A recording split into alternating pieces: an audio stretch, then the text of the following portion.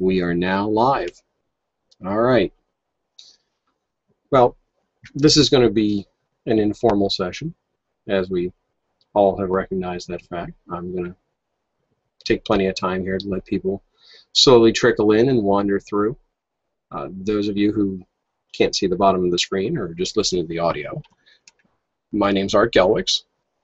I'm the founder of the Springpad community on Google+. And contrary to popular misconception, I'm not actually part of Springpad. I've just been a Springpad user for a long time. And one of the things that I recognized was the fact that we needed a place to get together and talk about ways to use Springpad and things that we could use it for. Well, that lasted for quite a long time, and we had a lot of success with that. And we had the Springpad show that we started, and we were able to get a lot of people really interested in starting to work with Springpad. And Springpad itself, everybody who's watching this broadcast knows that it has always been a very versatile product. Well, those of you who might not know or might be seeing this for the first time are going to find out the hard way that Springpad's going away.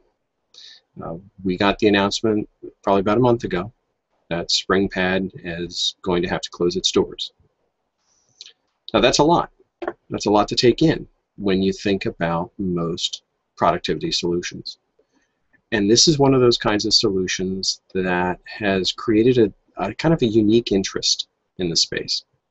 And the reason why I say that is because you look at a lot of other tools out there. I look at them constantly. That's one of the things I do, not only professionally but personally. I'm a bit of an odd duck that way. One of the things that I've found is that you've got the ability within Springpad to really reflect who you are, not just the information you're storing. And I think that's one of the things that made it unique. Having watched the community grow over the past year plus now actually, and watch it go from just a few people to almost 1,200 people getting together on this one particular topic. Now, I know that's not as big as some of the others. I mean, the big green elephant out there has hundreds of thousands of users in different communities. But this one has a different makeup. This community has been consistently interested in making sure that not only Springpad got the most out of our feedback, but that we were able to get the most out of Springpad. And I think here's what really changed the equation. Springpad participated in the community.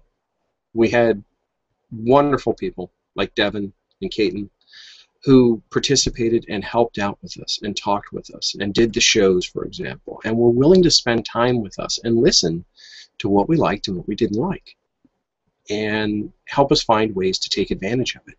And that's kind of different in this space. If you go through and you look through the other communities at other products, I think one of the things that you'll find is that some of these other communities just don't have that interest from their user base. They don't have people who want to come in and say, hey, this is a cool thing I'm using it for, or this is a thing that's really bugging me, and expect the company to react. It's one of the actual common problems I see, is that people don't react. So as we're getting people showing up, it's great. If you're just watching this live, I have the QA stream running, which is something that I like playing with in the Hangout environments, but it's also a great way for you to be able to post questions directly to me. If you'd rather just post a question that way, and instead of having you join in the session, I can talk to you that way, which is fine. I can talk for hours, so as Devin will testify, and I'll give you some insights on a couple of the people and some of the backgrounds that I know, and where they've gone and what they're doing. But Danielle Holtman just posted, one of our really active members in the community, it's been great to see Danielle step up and participate and get involved, and we have a lot of people who have done that. Other people I'm going to call out as well in some of the comments that have been posted. But Danielle brought up this great comment here, and I agree with it completely. Being able to add 450 people in a month and still have that number going up, even though the service is closing tomorrow. That's big. To me, that's something special, because now not only is it people are participating and getting involved, but they're really taking ownership of it. So I'm going to change my bottom line here because it just feels a little bit better to have the old Springpad tagline down there.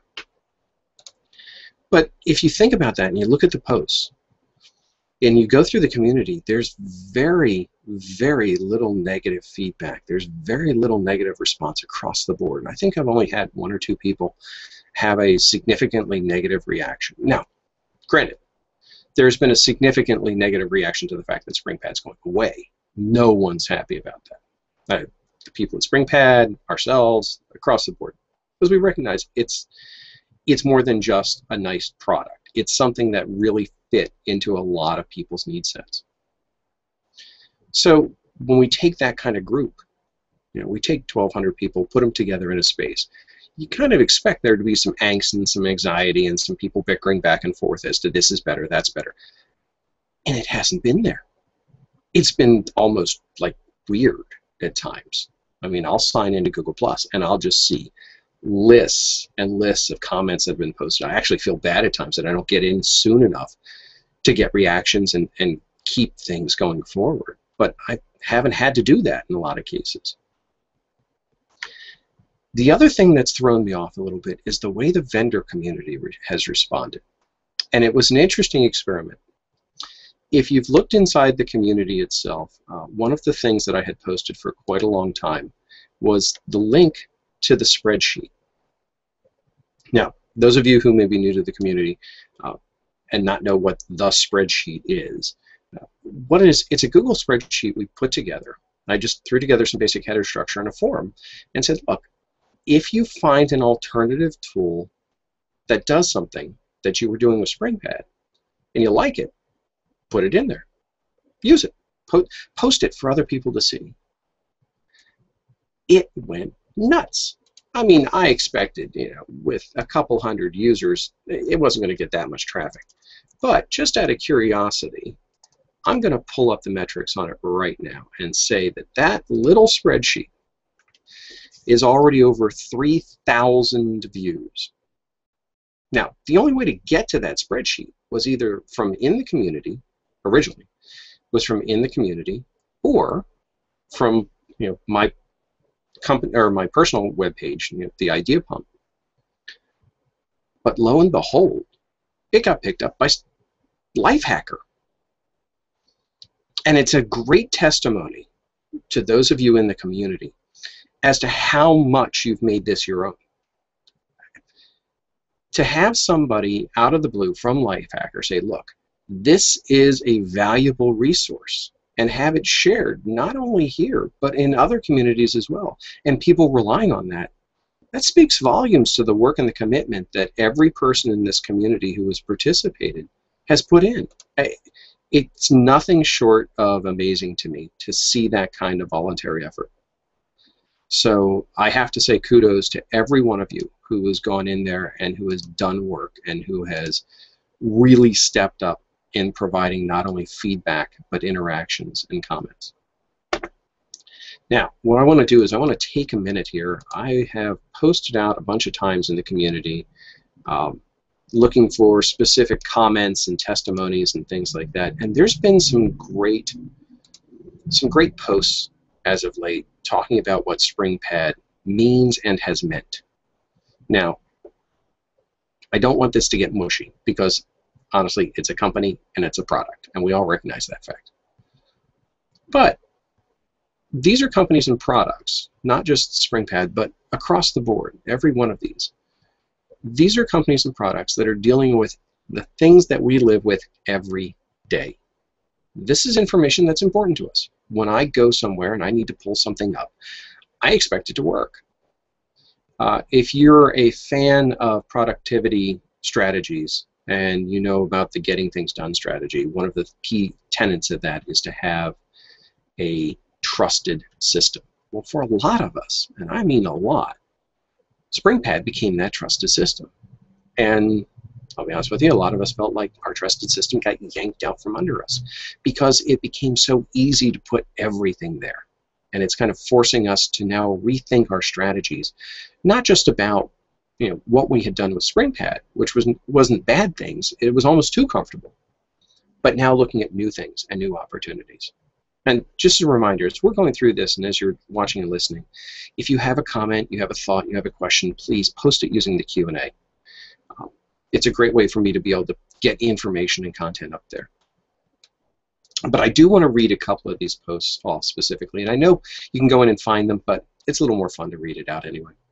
So Richard Burton today, even this late in the day, it's 6:39 today, posted, and I'll just quote the middle paragraph in his post. "I've never felt this way about a piece of software. The fact that I came to rely on Springpad for so many things makes it doubly sad that it will no longer be there for me." And that's extremely true. We're seeing so many people look at this reaction and go, crud, I had everything in there. I went back and I looked at my own personal export because I'll admit, I did know a little bit earlier than the news release that Springpad was going to go away, because I worked with them not only doing the shows, but they used me as a sounding board to try and make sure things like the exports were going to work properly, just to represent the community. And I hope I did that admirably. I'd like to think I did, but we'll see. But what it comes down to is this. When we look at all the stuff that we put in there, when I look at that export of my Springpad account, and my export is 466 megabytes of information coming out of Springpad, I had no idea I had put that much in there. Now, was it digital hoarding? Well, it turns out it wasn't. When I look at other solutions that I've used in the past, they were digital hoarding. They were a catch bucket for everything. But Springpad allowed me to organize things a lot easier. I could gather the information, I could view it, I could visualize it, and I could get it in the right spots when I needed it. And that's, when we think about our vendors that are participating in the community, that's one of the things that I want to push out to them, is one of the notable and acclaimed strengths of Springpad has always been the visual component of it. Whether it was on mobile device, whether it was on desktop, doesn't really matter. The fact that you could all but tangibly touch the data you were working with was big. And that's what I think locked a lot of people into it, is that they felt comfortable with it. It felt like their desk. It felt like their filing cabinets. It didn't feel like a database that they were trying to manage their life with. So I bring that up because I want to bring up a response. Lise, I'm probably going to mess up your name, so I'm going to apologize in advance. And if you're watching, please correct me or yell at me. But Lise Lot Maria Sundal has become a very active participant in the community, and she represents Mehmet, which is one of the vendors who has a product that is looking to fill that gap of where Springpad was. Now, I'm not going to call out everyone because everyone has different functionality. I'm calling out Lise specifically because she's been very active in not only saying that, hey, this is what ours does, but asking us, what do you want it to do? And as a community of 1,200 people, that's a pretty brave question to ask. I mean, my profession, and I've done this for years, is building business solutions. I build business solutions on SharePoint for a company called ChorusWorks. And to ask a small group of users, 10, 15 people, what do you want this thing to do? That can be a tough question. That can be a question that can lead to a lot of contention. It can lead to analysis paralysis and all kinds of problems. But to put that kind of question out to 1,200 people, think about it. Can you get everybody to agree on one thing? Probably not. But to take that feedback and then to be able to distill it down, one, kudos to you for doing that. But secondarily, the response back to the community is what I think is probably most important. And that's the second thing I want to pass on to the vendors and the product developers that are looking to provide alternatives to SharePoint, or Springpad rather. SharePoint too, anything. Really what it comes down to is if you're going to develop a product that's targeted around productivity and it's looking to work in the consumer space, these are kinds of things that I think, and it's all my opinion, these are the kinds of things I think that you should take into consideration. And the comment back that Lisa supplied back to Richard was, to me, very compelling. Your words really make me realize what a responsibility we at Mehmet, I always say Mermit, and I apologize. Sorry, twice I called you Kermit, and that was just completely me. At Mehmet, M-E-M-I-T. Your words really make me realize what a responsibility we at Mehmet have when we deliver this kind of online software to people. This is why we hope to be there for our users forever and ever. It's not a game. People rely on our services, and it will only be more and more important with stable and lasting services of this kind in the future. And that, I think that really sums it up. That middle sentence, it's not a game. People rely on our services, and I think a lot of companies can lose sight of this. It's easy to build for scale. You take somebody like the big green elephant and they tout, we've got 50 million users. Well, that's great. And how many of those 50 million users do you know by name? How many of those 50 million users are you actually talking to? And having direct dialogue with, is this working, is this not? What would be better? And keeping the recognition of that entire audience, it's not a matter of churn rate. It's not a matter of, can we get ad revenue into this? Can we get this model into this? It's people are putting things in here that they need, that they count on. And are they going to trust us to do this? So what's nice about this, and I want to respond back to this, is that this again is a great demonstration, because if you look at the QA feed afterwards, you'll see that Lisa's listening to the broadcast, which I think is great, because it's, again, one of those pieces where being able to have somebody listen and directly interact with the community is so critical. It's so often missed anymore. And these are the people that literally make or break your product. A couple more comments have come in here. This is great. But before we do that, I did want to see one thing about this. I don't want this broadcast to be one of those things where it's like, oh, it's terrible, Springpad's going away. This is a huge opportunity for us as a community, and I'll go into that in more detail later on. But for those people who were at Springpad, all the employees, all the developers, they either, I'm hoping, for at least the ones that I know, they have things going on now in the future. We know that some of them have gone on to Google. We know others, some of our favorites have gone on to other companies.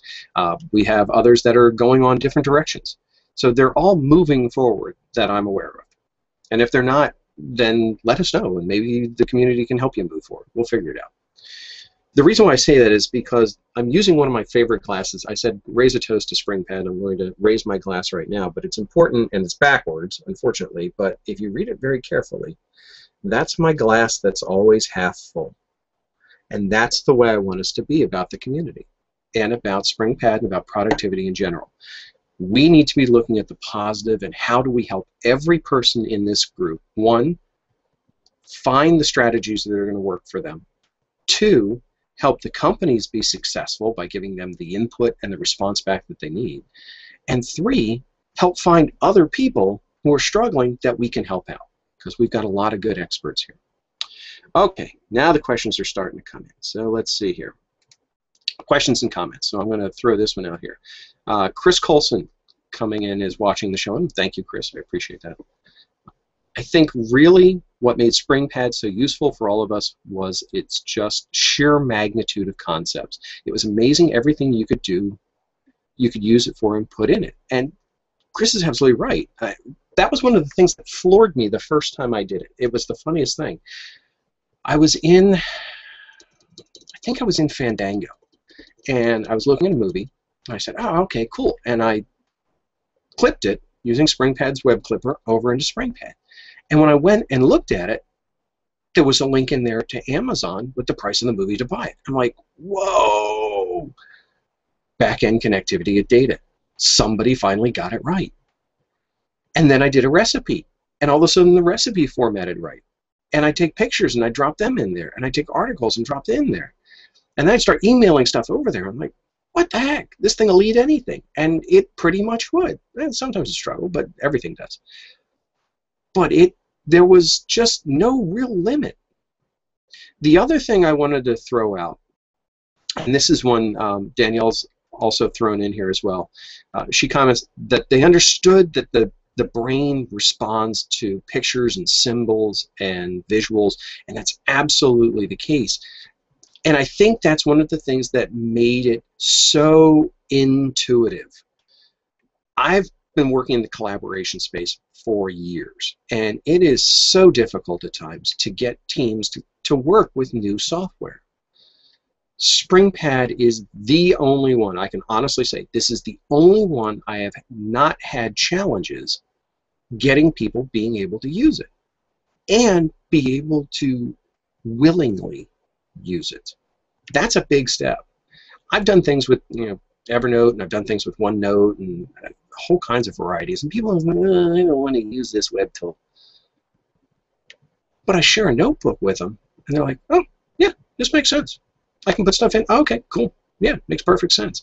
It just made sense. And I think that would be the third thing I would pass out to the developers and the vendors of the world is, no matter how cool you think a feature is, no matter how innovative and powerful it is, the functionality just has to make sense. That's all. If it just makes sense, people will use it. If they have to spend time thinking about the tool, then they forget about what they were trying to accomplish with it. So that would be probably the third thing I throw out. Danielle's quick with the keyboard today. She also wants to mention, oh yes, thank you, Karan Gupta from Mammoth, who is also mammothhq.com. And you'll find a lot of these, if you're watching the show for the first time, you'll find a lot of these actually in, oh wow, I'll get to that in a second, Danielle. You'll find a lot of these are in the community itself. There's a lot of links, and there's, as I mentioned earlier, there's a ton of them in the spreadsheet. So you can go look for them there. But one of the things that Danielle's calling out is the fact that I don't know if I'd go with the door-to-door salesperson, but the personal touch. When SharePoint, or when, I apologize if I say SharePoint because that's what I do all the time, and I constantly mess it up. When Springpad announced that the doors were going to be closing, Mammoth HQ jumped up right away and said, hey, we can help. And there's been a bunch of them that have done that as well. And Karan Gupta has been one of the great people who has been just constantly, look, we can do this stuff, we'll get the integrate, and a lot of companies have done that. I want to touch on that too, because that I think was just like totally out of left field. But being able to have that kind of integration and that willingness to go out and say, hey, we're here now. Not that it's a land grab. And I'll be honest, I had a concern about that. And I raised that question a little bit with the team up at Springpad when they were roughly when the announcement was going to be coming out. I said, look, with the community, I am a little concerned that you're going to put this announcement out, and all of a sudden I'm going to be up to my eyeballs and vendors just wanting the Springpad users. And kudos to all the vendors who have come in, because I haven't had to deal with any spam. Matter of fact, I keep getting spam notices and they're all okay. I haven't had to deal with anybody, the community or the users in it. Everybody has had a sincere, interested direction. So, just so you know, for those of us who are participating and listening, watching the show right now is Caitlin Miller, who, if you watch the show, she was on the show with me. And what was even better about that, what a lot of you don't know, is that Caitlin is one of the original Springpadders. I don't remember exactly how long, but she's like, if you had like employee numbers, hers I think was like in single digits. And she was one of those people who really pushed and compelled people to participate, and compelled internally at Springpad to step up and make things happen. So I appreciate her joining. Matter of fact, I'm going to try and invite her in. We'll see if I can get her to pop into the session with me. If I can't, no big deal. We can always go through the posts, but bear with me a second. I can't type and talk at the same time. It's some sort of disability. But there, I'll send her an invite and we'll see if she can pop in. Just to go back to what Danielle had raised, and I want to pop it up right here. Karan Gupta's right there with Danielle right now, which to me, I think that's fantastic. That we've got a vendor, a developer, a builder, sitting with someone who has a vested interest in the community and how the products develop, just across the board, not just Mammoth HQ, but also across the board. I think that's great to see that level of participation. It just makes me feel really good to have people stepping up and doing that. Let's see. What other ones there? Okay. Caitlin's trying to join in right now. We'll see if she's able to pop in. All right. Please send the link there. All right. Bear with me 1 second. I have to do a little musical link sending. We'll see if I can do this. I don't know if I can do this or not. I'm going to try it again. So, Caitlin, if you're listening to me, and everyone else who's listening to me, I apologize, but I'm going to try and make this work. There we go. Copy, paste. This is one thing that Google should take note of. This whole interface process for the Hangout on Air is rather clunky. I mean, this really needs to be cleaned up. It's better than it used to be, but man, it could do so much better. But anyway, all right. So I've sent her an invite. We'll see if we can get her to participate. Anyone else who wants to would like to try and join into the Hangout, just send me a Hangout on there. There she is. There she is. Hi. Sorry, I'm in the middle of getting my 2-year-old and my 4-year-old to go to sleep. So. You know what? I completely understand. I was so happy when mine outgrew that. Now I can just say, go to bed. They're not very cooperative, so we'll see how it goes. So, first question for you, and anybody who isn't familiar with who you are, can you answer that question I messed up earlier? How early in Springpad were you? Very early. So it was the 3 original founders, another guy, and then me. And within the month that I joined, and this was July 6 years ago, I think I started the Monday after 4th of July.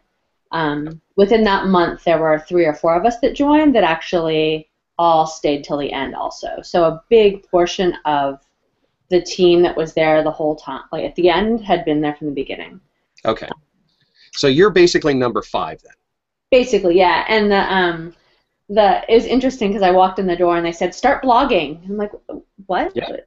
And we didn't have a product. We didn't have anything. And it was a really interesting time because Android didn't exist yet. And I had just bought an iPhone, and you couldn't even put apps on your iPhone yet. You know, you could only have the standard apps that came with it. There was no app store. So we designed a web product, and it didn't launch until that following, I think, November of 2008 is when we went into private beta. So. Yeah. Now, let me ask you a question. How many people tomorrow morning will be there? Oh, there have only been 3 of us on staff for the last couple weeks. We actually shut down our office at the end of May. So okay. We're, you know, this is my office right now. I'm at home, and this is. There's nothing wrong with a home office. Yeah. I love mine. Yeah. So we're actually keeping everything running through tomorrow, and then on Thursday morning we're going to start shutting down servers. Okay. So that's what. But everybody should still plan on tomorrow being shutdown day. That way they get everything done. I mean, everybody. You live in crazy town if you haven't already taken care of it. So the only people who I hope are doing it right now and tomorrow are people who are just, you know, returning from vacation or just hearing the news somehow. But you know, there are a handful of people who have issues that I'm working through, but it's really like only 2 or 3 people that really kind of are still in limbo. That's good. And I think that's been one of the biggest things. Now, I do have some questions for you. I'm not going to ask the hard ones. I'm going to ask me anything. And no. There's a couple ones that I'll leave just for people to speculate. But one question I do want to ask about is the Evernote export. Mm-hmm. That was something that I think caught a lot of people off guard, that you were going to have a direct export from Springpad to Evernote. Can you share how that came about? You know what? Once we made the decision that we were going to shut down, our priority was to help people move forward with their data. That was our top priority. And what we did is we made a list of companies and products that we felt like people would really want to move their data to. Okay. And Evernote was on the list. And so we actually reached out to many other companies too. Mm-hmm. And they were the first and pretty much the only to bite in the short time frame that we had to build something custom. Gotcha. You look at Pocket actually built something, and they released it like the day that we announced. Mm-hmm. And frankly, we had reached out to them too. And what they built was based off of sample data that we had given them when we did the reach out. So it wasn't just Evernote. Okay. And then the other piece of it was we wanted to build a JSON file that any developer could use, and that was a priority to us also. Were you surprised by how many companies built importers? No, I thought it was great. I think, I would say a lot did, frankly. Mm-hmm. And I think big companies, Microsoft built one, I'll be honest with you, that's the one that shocked the heck out of me. Because I don't expect as a Microsoft guy, I don't expect Redmond, Washington to react quickly on anything. Yeah. And the fact that they turned that around so quick, it's like, wow, somebody was. They were really great to work with, actually, too. And they were really responsive when users had issues. So, big companies, small companies, lots of companies reached out to us who said, hey, we're working on something and we don't even have an app yet, but we want to build an importer. And we said, you guys don't even have an app out. So great, if you build an importer, we'll promote it, but right. Good luck.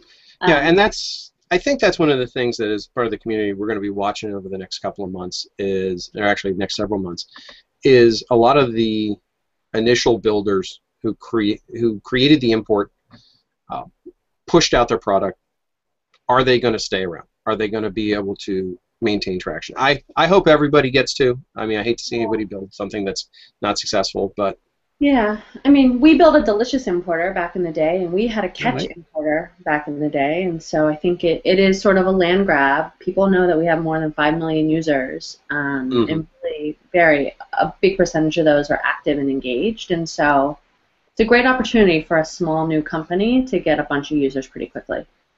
All right, so now I'll ask the direct one for you. Since you're not going to be at Springpad anymore, what are you going to go do? I don't know exactly. So I live in a beach town, so my plan is to hang out at the beach a little bit this summer, chill out, because I need a little bit of chilling out. The other thing is I am working on a meal planning resource.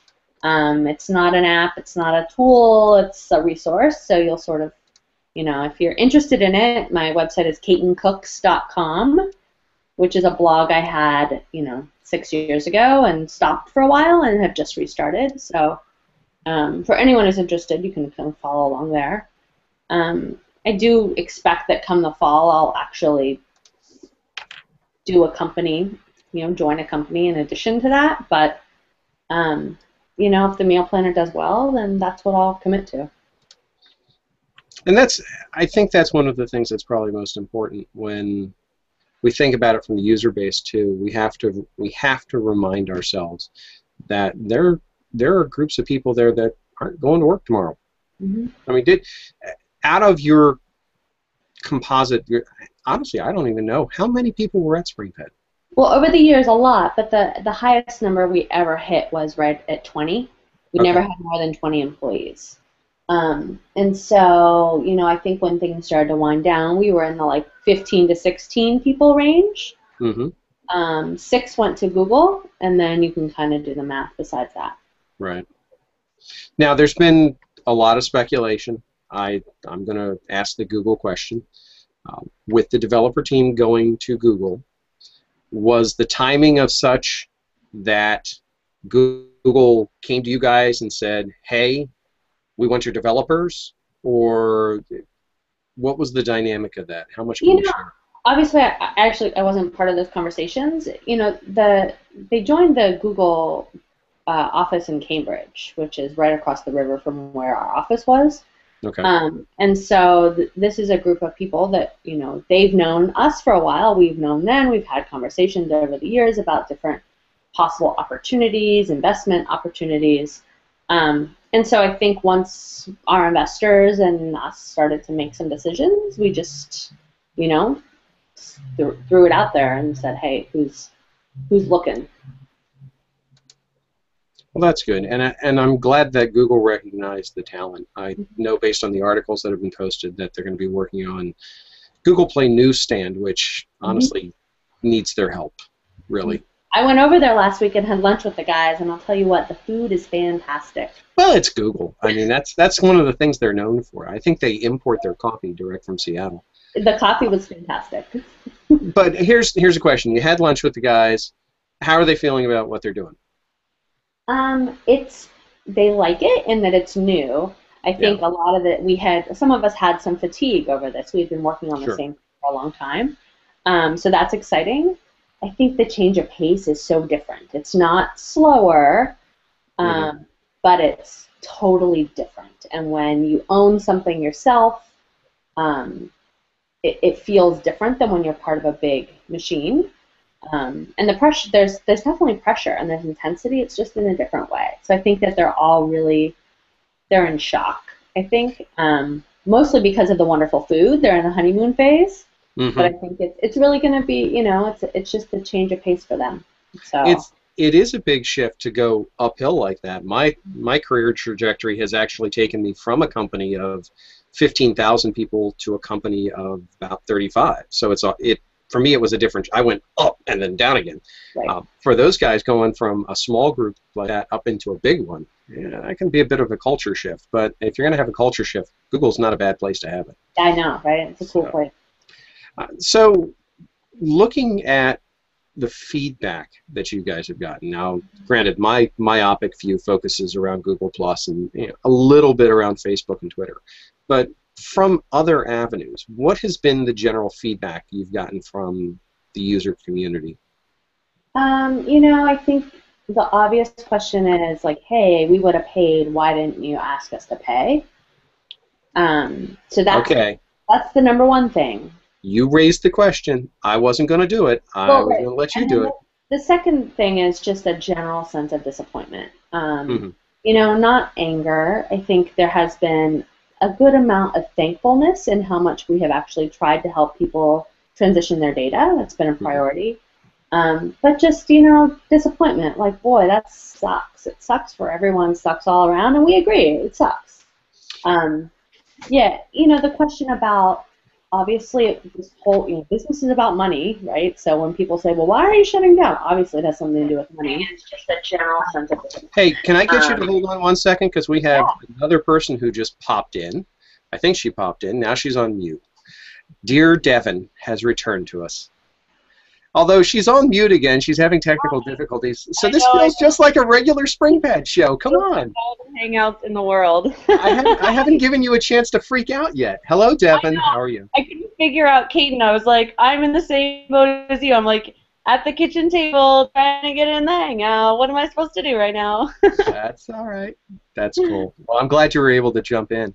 Thank you. I've been standing here like listening to you guys this whole time, like trying to figure out, and it was the wrong email, of course. So I was like looking, you know how it is. I discovered today when I sent out and this is, anybody who decides to do HOAs should be aware of this.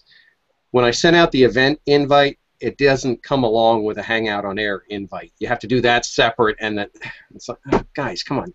This should not be rocket science. Well, because otherwise everyone who accepts the event invite and adds it to their calendar would be on the Hangout on Air. Yes, and that's true. So that's true. Have two invites. That's true. Yeah. Yeah, one of these days I'll figure this thing out. I don't know.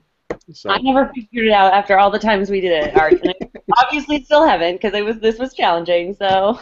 That's okay.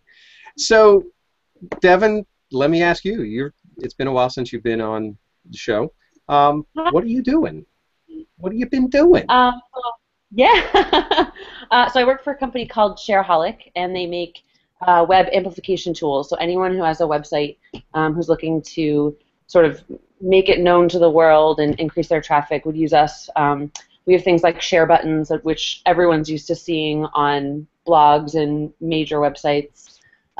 Related content, so things that help people discover more content from your website. And we're working on some new tools to help people, advertise and sort of increase their traffic through promoted content and native ads on their site. So really kind of beautiful, organic ways of distributing their content out into the world.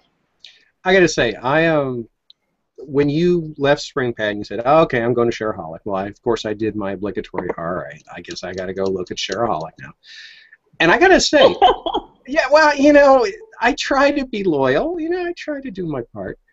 I got to say, one of the things that was really interesting is embedding the Shareaholic functionality into Blogger, of all things, which is not known to be forgiving when it comes to outside services.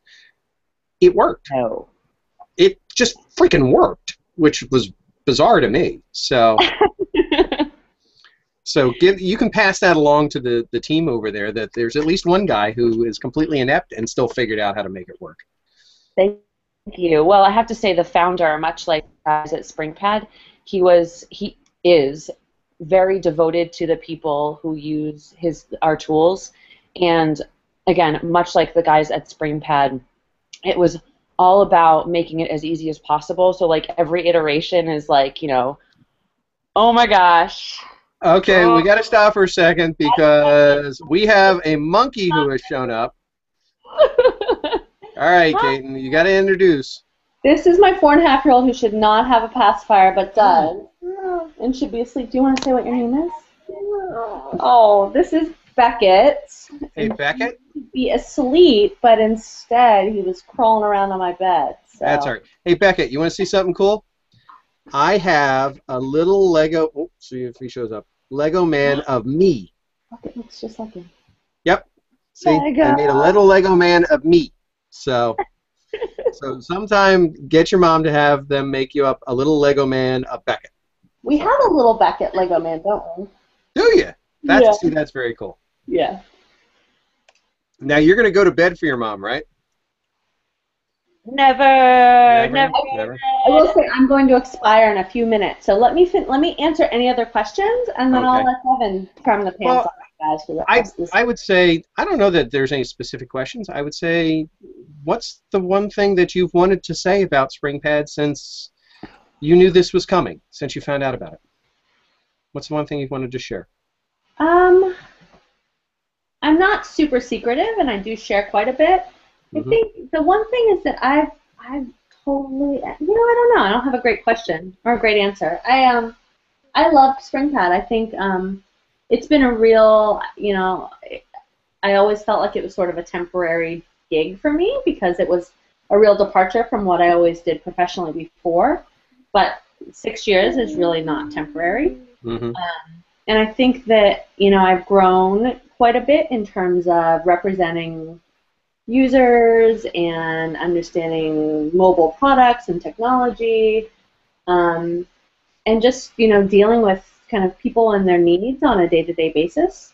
Mm-hmm. The one thing that what I'm so impressed with and what I'm so pleased with is we made an awesome tool. We really did, and we made it with a small group, a small, really talented, tight-knit group of people. And when we talked to the likes of Evernote and they realized we only had fewer than 20 people, they were frankly shocked at what we had done with that many people. And that's, we did all the development in-house. But basically, you guys did what we asked you to do. We asked you to put your life in Springpad. We asked you to use it to organize every facet of your life, tasks and notes and recipes and movies. We asked you to do it, and you did. And that's amazing. And it's so disappointing because you did it, and then we let you down. So I think that that's the side that's I recognize that we let you down. I, frankly, have not found a real home for my own personal organization, and it makes me super frustrated and sad, and I feel let down too. But, you know, I loved hearing from users. I loved building a product that made people happy and that satisfied a need. And I was so overwhelmed with joy, you know, that people really used it. Because I remember the days when I remember the day we got 100 people to sign up on a day. Because we had like 10 people, 30 people, 40 people, you know, and in the end we were 2,000 plus a day at a minimum. But, you know, it never felt like we were going to actually grow into a really big product, and we did. So that's a long answer, but it was a good experience, I think. It's a great answer, and it's the kind of thing that you should take away from this, the fact that even though the product is not up and running, you have created a community of people who use it, who recognize the value of it. You've inspired builders and developers to improve their products. We've got a collection of them in the community now who are going, you guys did it right. You got it right. You know, things don't necessarily work out perfectly, but when it came down to the ideas and the execution, you got it right. And that's so rare in this space. That's really been interesting is when I've looked at all these other small companies that are starting up that are building other products that are amazing, and they're doing the same sort of thing that we did. And frankly, when we started, no one was doing this. There was no personal organization in the cloud. It just wasn't a thing. And I think that that's a lot of what we got wrong is the timing. You know, we couldn't have changed the timing because we started it when we were ready to start it, when we felt passionate about it, when we had someone to invest in it. But I think the market wasn't really ready. I wonder if we had started the whole thing 2 years later, we would have had 2 more years from now of a runway, and maybe, you know, it would have caught on in a different way. So it's hard to say. I lived through the days of the .com, and watching so many peak and flame out within 18 months was just brutal. I mean, Springpad, when was Springpad founded? It was like back in 2008. Yeah, the summer of 2008. The original team got together, I think maybe January of 2008, and then we launched the product that fall. Yeah, see, that's a long time, especially in internet time, which is like twice dog years. And to be able to have that kind of an impression and impact, I mean, definitely just tell everybody from Springpad, take a look in the community and see what people are saying about it. I've got a post up there right now, a question. Lisa Sandal, who's represented Mehmet, has been providing some great feedback, but I love her insights on this, and her insight, I think, sums up a lot of what I'm expecting builders to be reacting to this as well. We have been looking for a community like this for so long. We truly need your amazing expertise. We can never build a service that can truly add value to people's lives without listening closely to the people's needs. I hear Springpad was doing just that, and I think that's what really made you guys different, is that you were listening. You were listening from day one. You went through rough patches, you went through solid patches, but you were listening. And you know, things just turned out the way they did. So I think even more, frankly, to toot our own horn, it wasn't just that we were listening, we actually made it a conversation. So over the years, the forum that we used to make a conversation was different. You know, we did like Twitter focus groups like back in the day. But the fact that we were willing to actually like not just listen, but also talk back and forth and go deeper, I think made a difference. But all right, well, we'll let you get your little guy off to bed there. Get him settled in. Art, I have loved working with you and appreciate everything my pleasure. You know, with me and for us and for the community, and obviously we will be staying in touch. Yes. But you know, we're going to be keeping, just so you know, the community is going to be keeping its eye on Caitlin Cooks. All right, so you know. So Caitlin Cooks, KATINCOOKS.com. Got it here. I see it here. And frankly, I put up a post yesterday where you can subscribe to my a list to be updated when the meal planner is available. And frankly, I did that to keep myself honest, to actually make it happen, so that I realized there are people who are interested and there are people counting on me, not just, hey, this is a blog that I'm yelling into the ether. So all right, so everyone subscribe.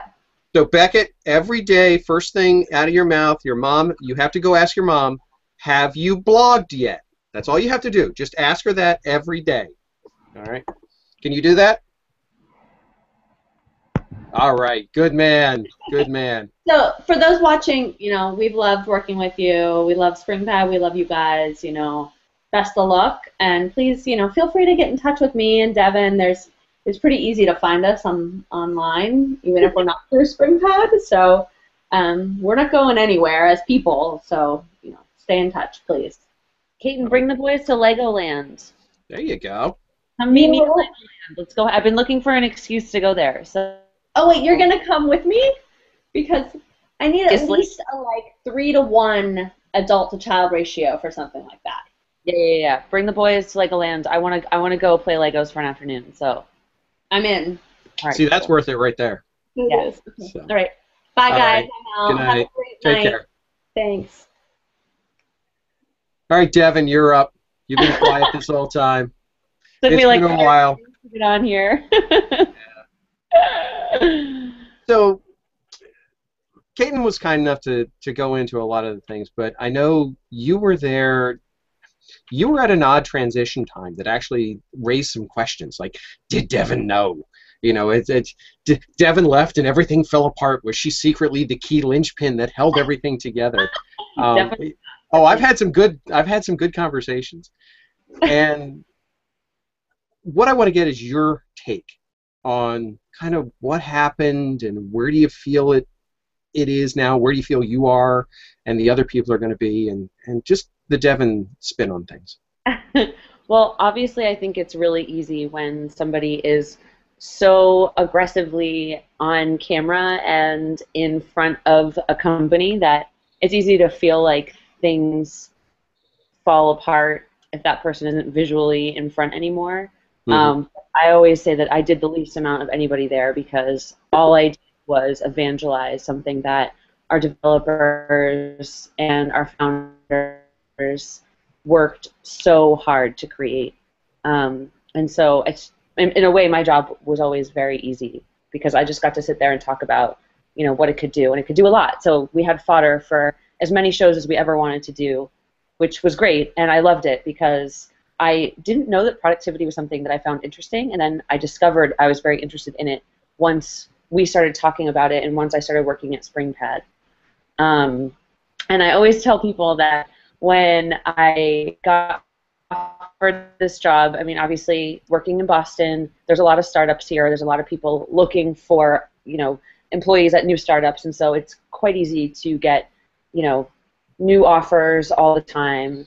And the thing that I tell everybody is when I got asked to join this company, I was like, no, I'm all set. Just like I didn't even look at the company. Meanwhile, I was already using their tools on my blog. I loved them already, but it was so hard for me to even conceptualize going to another company that I didn't even think about it. I didn't even look into them and think about wow, this is great, this could be great. It didn't even cross my mind. So because I love these guys. They were my family for so many years, Mm-hmm. So it's definitely been hard not being there anymore. I've definitely been talking to them. Jeff Chow told me recently that they had this really famous chef, Tony Ma's, cooking lunch at Google the other day, and I was like, I wish I was there. So in a way, it feels like we haven't left. I've been in touch with a lot of people, and I saw Brittany at a concert recently. And Joey has been traveling all over the world telling me about it, so I feel like I'm still connected to them. Now, let me ask you a question. From all your experiences at Springpad, what are probably the top 3 things that you want to carry over into Shareaholic? And the reason why I'm asking that question is not to put you on the spot for Shareaholic, but for the builders who are watching, what are the things that they should include and think about as well? Well, I think that first and foremost, one of the people I learned the most from was Jacqueline. When she joined the company, she taught me a lot about just sort of professionalism and process and sitting down and really thinking about things, because I get excited by things really easily, and I think that's an easy mentality to have. I know, right? What? That's weird. And I think that she taught me a lot about, just the methodology of running a business and how valuable that is in terms of how you grow a small business into something bigger. And I learned so much from her. And I feel like every time I don't really know what to do, like I start thinking about how she would handle it. And I think that sort of, it's so easy to react to a startup. It's all about like getting scrappy. And like, I actually think that's kind of crap. I don't think that makes any sense. I think that really developing like a real strategy and really thinking things through is so important. And that's one thing that Springpad did really well over time. And then especially when Jacqueline joined, like she introduced a part of that from a really big corporate point of view that even helped us take it further. And I think that's so important now more than ever. Just you need to have a plan. And you need to have a plan for how you're going to make money. And I feel like she really understood that and helped us move in that direction really quickly. The second thing is culture. So like that's something I had at Springpad. It's something I have at Shareaholic. Having a really nice culture. It doesn't have to be perfect, but you really have to love the team that you're working with. So as you're building your team, building a team of people that like each other, trust each other, work well together. Again, not perfectly, but that's one thing I had at both places, and I think that I try not to take that for granted because I don't think everybody has that, and I think that's so important. You have to build a great team that works together, not just a team of individuals who are really smart. No, that's absolutely true. I mean, I don't think that enough companies recognize how important that dynamic is between players. I mean, you can have as many brilliant people as you want. You can have as many experts as you want. But if you don't have ideas that are being created and then cared for and executed, and the people are willing to work with each other, you might as well not even get started because it's not going to be successful in the long run. There won't be a common vision. There won't be the ability to carry that forward. And I think you're right. You've talked about Jacqueline providing a lot of that, and I know Jeff provided a lot of that as well from a product perspective. Yeah. It comes from the top down, but it also comes from the bottom up. Yeah. The top has to set a vision and a strategy. The bottom has to buy into it and be able to say, yes, that's right, we get it. Not only do we get it, but we agree with it, and we recognize the fact that based on our own expertise, that that's the correct way to be going. Yeah. And then be able to follow that forward. And like a testament to how well that worked, like I still talk to, Jeff and Jacqueline and Kaiten, and, I think the fact that we actually built that is a testament to how well that works. Mm-hmm. And I guess just to say the third thing I would say, and this sounds so obvious, but like you have to like the product you're working for. Like you have to like I loved Springpad. Like to echo Kaiten, like I haven't necessarily found one app that I really like that does what Springpad did. And like you really I believed in Springpad. I believe in Shareaholic. Like you can't get excited about something unless you truly believe in it. And so especially if you're in my position where you're typically evangelizing the thing that you're working for, you can't fake it anymore. Like it just doesn't work. Like you have to be able to, like you really have to like it and believe in it. People are not as dumb as sales and other people like to think they are. They can sniff out insincerity like that. I mean, I work in the sales side of our company, and I thoroughly believe in the product we have. I mean, I use it. It's a running joke with our company, with ChorusWorks, because I was a customer for 4 years before I came on board to the company. So they always throw out the line, he liked it so much he joined the company. And that's exactly it, though, and you're right. If you are working for a company, if you are a believer in a product, you are an evangelist for that product, and that sincerity comes out. Yeah. It's been amazing to me watching the community, the evangelists that have developed not only for Springpad as its own entity, but all these other builders who are now coming out and coming out of the woodwork saying, hey, we've got this, we've got that. And the ones who are starting to recognize that fact and saying, look, this is a strong community. These people get it. Let's work with them, make them actually partners into our process. those are the ones I think that are going to be successful in the long term.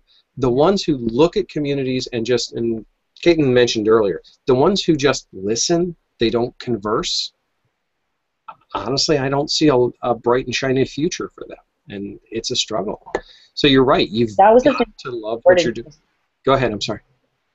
No. I mean, I'm just like, that was the thing that converted me over to Shareaholic was, you know, when I started to meet with the team and I met with the founder, he is such, like, he cares about the people who use his tools so much, and not from a, like, we have to keep these people on board because it's good for numbers. He's like, no, it stinks when the things that you're trying to use don't work. Like, these people are building businesses, their lives, or, you know, whatever it is that they're using, you know, their website or blog for. Like, they're trying to build something, and, like, your job is to just work. Like, you have to just work for them. And if you're not, like, you have to stand there and either, like, make it work for them, or, you know, advocate for, you know, making it work, like fixing it or whatever is wrong. You know, it's like he cares, and I think that that's what Springpad was all about, and something I really didn't want to leave. And so it's nice to be a company that really gets it. And I think Shareaholic's a good illustration of that type of a company. I think Mammoth HQ, Mehmet, Quip has been very responsive in our environment. There's a bunch of them like that.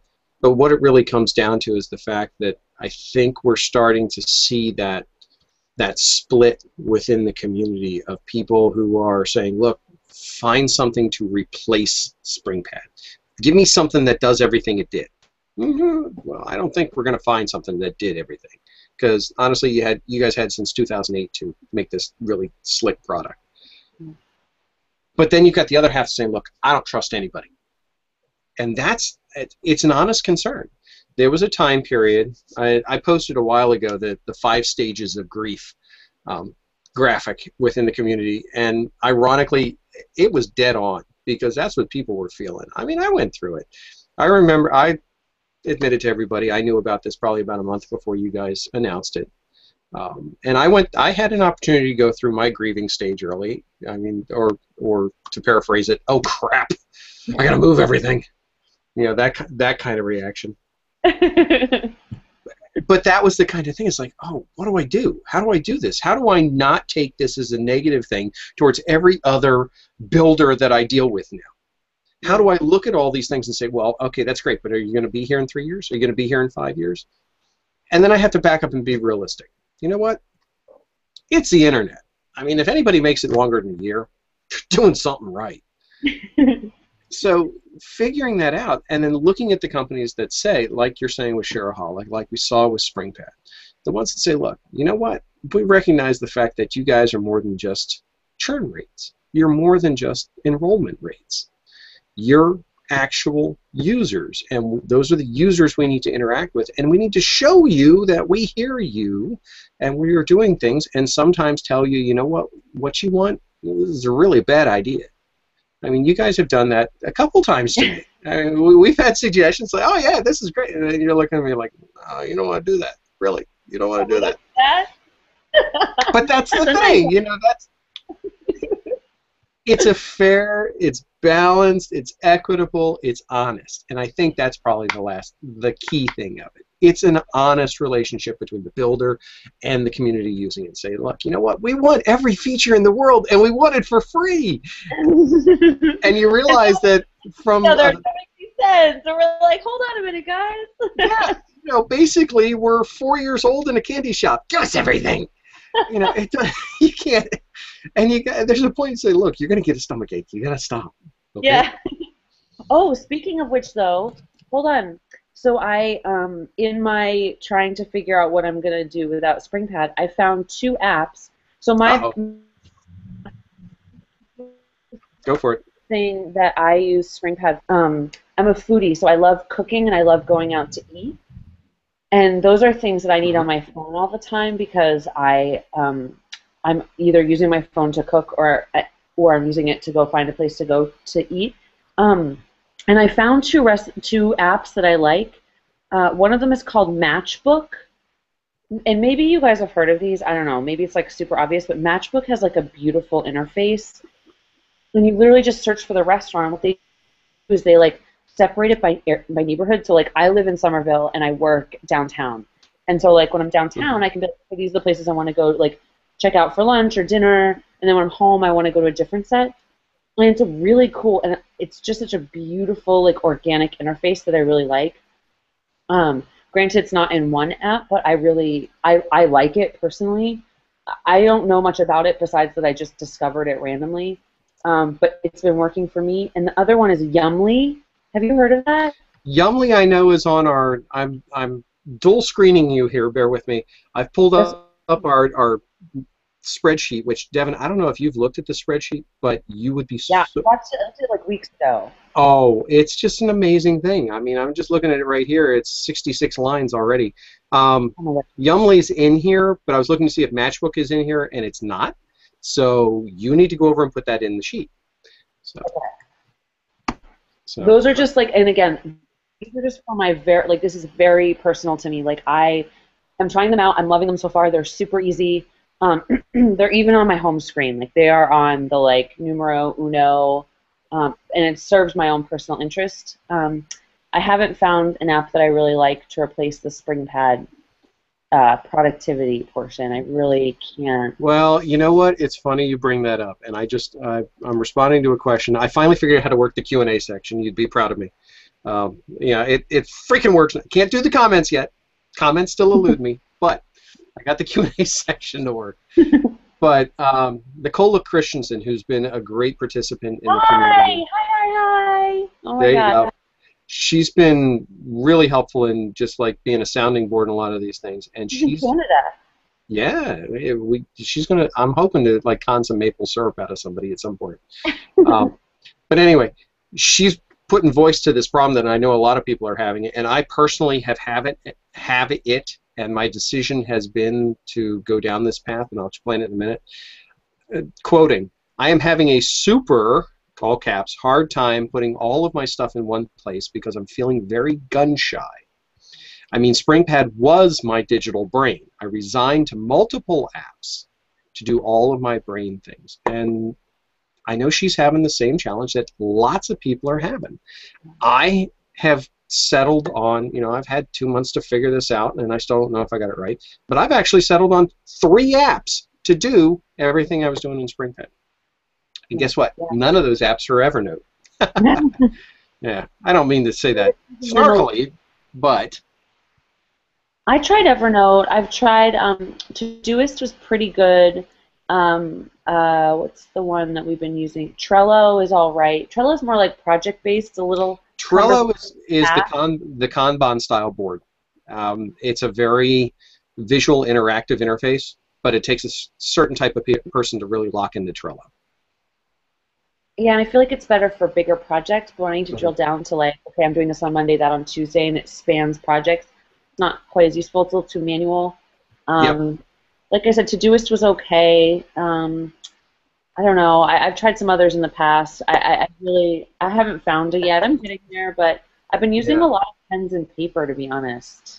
You know what? It's funny because I still have done the same thing. I still have my index cards all over the place right now from my little post. But I've settled on 3. I've posted a couple of things, but I'll reveal it here as well. I'm actually using Toodle-Doo for my to-do list. I'm using Diggo, of all things, for clipping and bookmarking. Now, Diggo is one that not a lot of people are familiar with, but I'll give you the backstory as how I got to that one a while ago. And I've been living in Google Drive. Yeah. Yes. So between the 3 of them, I was able to backtrack, and this is what I'm suggesting that people do, is stop thinking about tools for a bit. Okay.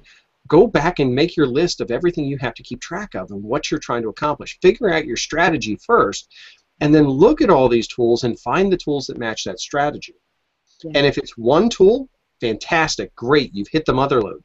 If it's 2 or 3, just make sure you have ways to make them work interactively. So for me, Google Drive, I dump everything there. I mean, I pay for the terabyte of storage just because I like to have that much space up there, and it's not that expensive. I like to have it mobile. I like to be able to work on the docs and the spreadsheets and the things like that. So Google Drive, for me, was a logical one. I have an Android phone and an Android tablet, so it made sense. But for to-do, I was like, ugh, I got to find something that has a nice interface. It can be mobile. And people directed me towards a bunch of Todoist is a really nice product. AnyDo has a real nice product, especially on the mobile client. They've stepped up a little bit on the website now. They finally have a web interface. But none of them were really doing it for me. They were kind of giving me that, the same face you just had. It's like, I can do it, but I'm not real thrilled with it. So I decided, all right, what can I do? So I backtracked and I said, what did I do before all these came out? ToodleDo's been around forever. I mean, it's been around a long time. And it met a couple of requirements that I've had as a kind of an extension of the whole Springpad experience. One, can I get everything out of it easily? And ToodleDo's got a very solid export. It's also got one of the best APIs I've seen in the to-do space because they've got a ton of third-party apps. I don't actually use ToodleDo on my phone or on my Android. The client's terrible. Ugh, I don't like it. There's an Android app called To-Do, number 2, Do, which is a beautiful interface, and it synchronizes with ToodleDo. So it's like, oh, cool. I got the storage place, and I can get the stuff out. Digo, Digo, same thing. Digo's a cool research tool. When I used to be in the ed space and working with private schools and public schools, Digo's used heavily in the research space because it's great for annotating content, grabbing images off the web, and building kind of research-style content. And the reason why I came up with that is I said, wait a minute. When I'm cleaning out all my stuff out of Springpad and I'm looking at all these bookmarks I store, what was I using them for? I was keeping them, but I wasn't getting any direct benefit from them unless I kept going back and reading them. But Digo gave me the ability to go back and annotate specifically within the content and see those annotations filter up into my listing of bookmarks. Now I could. Time ago, I'm looking at it now. Yeah, see, it's been, again, it's one of those things that's been around forever. But their annotations, their little plug-in into Chrome is just brilliant now. You go to any page, you highlight stuff, add your own comments in, and you can build basically your own abstracts of web pages. And the big thing, you can tell it to cache a whole web page when you bookmark it. Because that was one of the other things I found with Springpad is I went through and started cleaning up my bookmarks, and I found a lot of pages that had gone away. People used to ask about that all the time, and I'm like, just highlight the whole page and save it. Like, that was like one of the biggest questions we used to get. It's tough because the web is so transitive, and you look at companies like Pocket who are making their living off of this now, but it still doesn't make it easy to turn what's there into something useful for what you need it for. So Digo's the direction I've gone. There's great companies who are really stepping up, and Mammoth's another one, Mammoth HQ, Quip. I mean, I can go through the list. Collector. There's tons of them out there, and the struggle I see people getting into is they're like, oh, there's so many. I want to try them all. You know what? Go ahead. No. Doesn't mean you have to put everything in there. Go in, sign up, try a few things, see if it fits right for you. Because this is, when we think about productivity, and you see it all the time when you do your speaking engagements and your hosting engagements, people have their own styles. When they go out and speak and they go out and present, they have their own way of doing things. And you know what? You got to find something that's going to match your way of doing things. And it may change. It absolutely may change. I have a little post that I was going to put up there that says, if you're not changing, you're not growing. And that's exactly what it is. If you are stuck in doing things the exact same way you were doing it 4 years ago, sure enough, you haven't grown any. Yeah. So, all right, bear with me 1 second because this question stream has kind of gotten away from me. So I'm going to pop up a bunch of things here. Oh, let's see. Nicole is going, yes, she has gone to, yeah, I put on the reading glasses. So I'm old, okay, I'm not the young pup on the show. Me too, Devin. I have 3 notebooks that follow me around for random brain explosions. Ooh, I like that term, brain explosions. Sounds like you need a sponge. Brain explosions that I don't want to forget. So Nicole's gone the analog route, which I agree. I've gone the analog route too. I've started carrying my little Moleskine notebook around with me again. Yeah, this one's an actual Moleskine. I have other cheaper ones, but same thing. Started hauling this around with me just in case. And I'll give you a sneak peek. This is coming. I have developed an alternative to the bullet journal. Whoa! Nope, that's all you get to see. It's coming, but it's a whole, it's the idea pump technique, and it's going to be coming. So that's all I'm showing. Anyway, that's the whole analog thing. But as we look at some of the other things here, now this is a good one. Danielle Holdman's going, she lives in Chromebook world. So she's living out of Google Drive too. And I think that's driving a lot of people when they start to think about their platforms. You know, No pun you're going to intended. start to. Yeah, that's true. Let's see, we've got Richard Burton. Poor Richard. Richard posted, it's midnight here in the UK. Springpad is no more. Well, that's sorry. Not entirely true. But for the purposes of getting your stuff out, yeah, it's true. So make sure you get your stuff out. Yeah. Let's see. Danielle's talking about David C's Emergent Task Planner. Never heard of it. I'll have to look it up. But at least it's now listed in the comments, so people can go dig that out and find out about that. Let's see. Oh, now see, here's a great example. We talk about builders listening to the community and learning from other companies. One of the things that I got a lot of questions of in the about in the community was asking, look, once I clean my stuff out of Springpad, how do I make sure it's all gone? Now, you and I both know Springpad's all virtual space. So, but got a lot of questions. Well, how do I make sure it goes out? And sure enough, Maria Sundal, I got to find a shorter way to say that because I'm just going to trip over that, from Mehmet, is talking about the fact that they added in a feature to be able to delete the account. Oh my God, that's brilliant. How many companies do you see not provide you an easy way to get rid of the account that you just created? Yeah. I mentioned it at the very beginning, and you missed it, Devin. We were talking about it. This stuff just has to work. It has to adhere to common sense. If it doesn't adhere to common sense, why should I bother using it? And like the expectation now is that like there's no like people really expect to be able to own their virtual stuff and their virtual space, and there's no longer this like people looking the other way when they can't delete their accounts or delete their data. Like you just like it's just you're gonna get less people wanting to do it if you just give them the option than if you withhold that from them. So it's like just it's like it's just going to keep going in this direction. So it's like, just give it to them. Exactly. They're going to want it. Give them the option. They're going to be like, well, but I don't really want to get rid of it. It's like, well, I didn't really, it's like, so the yes is what keeps people. It doesn't drive them away. Right. There's some executive somewhere that says, look, if we don't provide them an easy way to get rid of the account, we won't have a high churn rate. Well, yeah. I mean, if you can't get rid of the account, you're not going to have a high churn rate because you're not going to have accounts to begin with. It's not going to be an issue. And also, people nowadays more and more are like, it's not just about how many physical users you have, it's how active are they. And people really, like, there's no longer, this sort of like smoke and mirrors of like, well, we have this many users.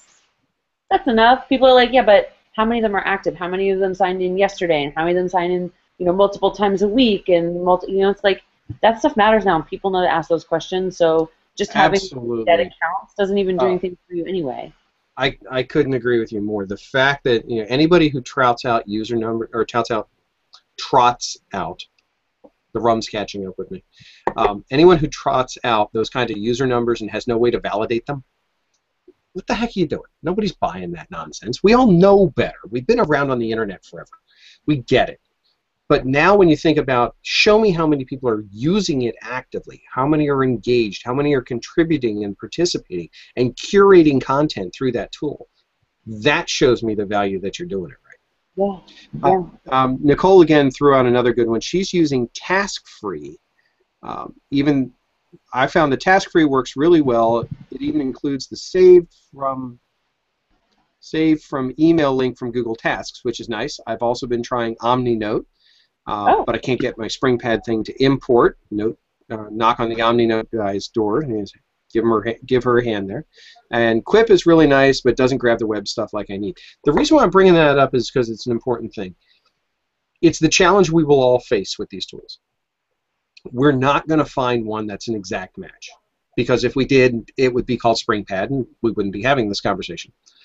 So you're going to have to balance it. You're going to have to figure out each one, say, okay, I'm going to have to give and take and recognize the difference between a need and a want. I need this to do this, or I really want it to do it. Need, you can measure. If it's not going to work, you need it. And if you can't accomplish something, you need that. But if it would make you feel good, that if it did it, that's a want. And wants you can play with a little bit. So make sure you make that list accordingly. That's really good. Oh, let's see. So yes, wait, and I have to make my toast to you guys because I actually am 20 minutes late to go meet my friend now. Oh, no, I'm sorry. I'm sorry. No, it's not your fault. I'd rather be here, but what? I was like, oh, you keep texting me, and I'm like, oh, I right. thought this is going to go for an hour, and whoopsie. That's all right. So I'm sending toast. We're going to be wrapping this up. So what's in your glass? What's in your glass? So this is a red wine. It's called Ruta 22. It's from Argentina. I got it from this really nice wine boutique across the street. And okay. Are you allowed to have that on Hangouts? Is that like illegal? I'm over 21, so I'm allowed to be having this. Look, I have my half-full glass of Captain Morgan Black. So, yes, you are more than allowed to have that. So, yes. Our toast to Springpad.